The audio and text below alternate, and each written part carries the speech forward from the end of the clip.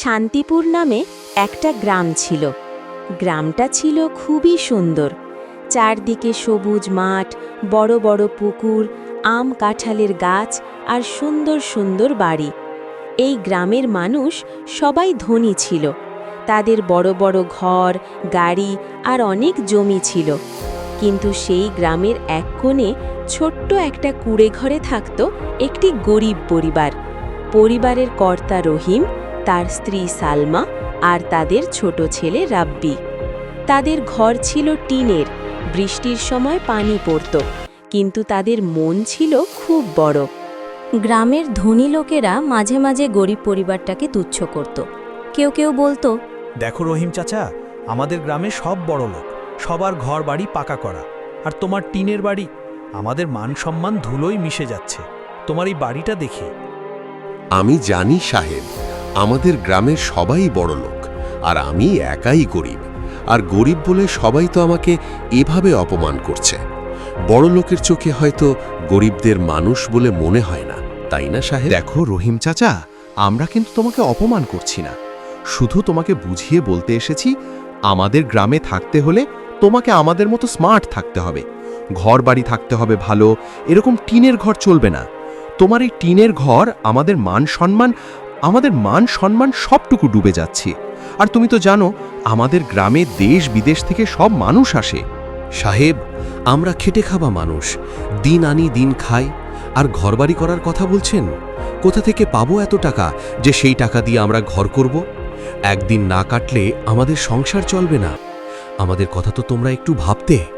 দেখো রহিম চাচা, আমরা ছোট থেকেই দেখে এসেছি তুমি এই একটাই মাত্র টিনের ঘরে থাকো, কিন্তু এইভাবে আর কতদিন থাকবে এখানে? দিন দিন তোমার ছেলেটাও তো বড় হচ্ছে, ছেলের কথা তো একটু ভাবো। আর এখন যা সময় পড়ে গেছে, সৎ পথে থাকলে তুমি কিছুই করতে পারবে না। রহিম চাচা, আমাদের মতো স্মার্ট আর বড় লোক হতে হলে অবশ্যই আমাদের মতো রাজনীতিতে আসো, দেখবে বান্ডিল টাকা আসবে। আর সৎ পথে থাকলে তুমি কিছুই করতে পারবে না। হ্যাঁ, তোরা ঠিকই বলেছিস, রাজনীতি করলে কোটিপতি হওয়া যায়, কিন্তু কোটিপতি হওয়া থেকে কুড়ে ঘরে থাকা আমার কাছে অনেক ভালো। আমি যদি তোদের মতো 2 নম্বরই টাকা আমার পকেটে ঢোকাতাম, তাহলে এই গ্রামের সব থেকে ধনী মানুষ আমি হতাম। কিন্তু আমার হারাম 2 নম্বরই টাকা চাই না। আমি রাহুল, রহিম চাচা ঠিকই বলেছে। আজকে সকালে আমার বাবা বলছিল রহিম চাচার কথা। রহিম চাচা যদি মনে করত, তাহলে গ্রামের সব থেকে বেশি বড়লোক হতো। কিন্তু রহিম চাচা একজন খুব সৎ মানুষ।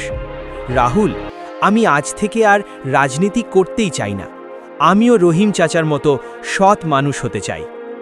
বাবা রাহুল, তোমার চাচার যদি মনে করত ঘরবাড়ি, টাকা পয়সা আমাদের সব কিছুই থাকতো, কিন্তু আমরা সেই সব চাই না। আমরা চাই দুবেলা দুমুঠো খেয়ে বেঁচে থাকতে, আর আমরাই টিনের ঘরে খুব সুখে শান্তিতে থাকতে। টাকা থাকলেই সুখ পাওয়া যায় না বাবা। ঠিক বলেছ কাকিমা, রহিম কাকাও ঠিকই বলেছে। আমিও ছোটবেলায় শুনেছি বাবার মুখে রহিম চাচার কথা। আমি অনেক ছোট বড় কথা বলে ফেলেছি রহিম চাচা, তুমি ক্ষমা করে দিও। আমার ভুল হয়ে গেছে। আজ থেকে আমিও তোমার মতো সৎ একজন মানুষ হতে চাই। ঠিক আছে বাবা রাহুল, যা, আমি তোদেরকে ক্ষমা করে দিলাম। কিন্তু একটা কথা মনে রাখিস, 2 নম্বরই টাকা নিয়ে কোটিপতি হওয়ার থেকে সৎ পথে থেকে 100 টাকা ইনকাম করাই ভালো বাবা। রহিম চাচার কথা শুনে অবশেষে রাহুল আর সোহেল, তারা 2 বন্ধু বুঝল পৃথিবীতে গরিব আর বড়লোক বলে কিছুই হয় না, যদি তাদের মধ্যে মানবতা আর আত্মবিশ্বাস থাকে। 2 বন্ধু হাঁটতে হাঁটতে বাড়ির দিকে চলে গেল। এরপর থেকে আর রহিম চাচাকে কোনোদিন অপমান করত না। গ্রামের মানুষ রহিম চাচার মতো সৎ আর ভালো হয়ে গেল। গরিব বড়লোক সবাই একে অপরের সাথে মিশতে লাগল। তারপর থেকে আর গ্রামে গরিব বড়লোকের ভেদাভেদ ছিল না। তো বন্ধুরা, আমাদের আজকের ভিডিওটি এই পর্যন্ত। ভিডিওটি ভালো লাগলে অবশ্যই চ্যানেলটি সাবস্ক্রাইব করে রাখবেন।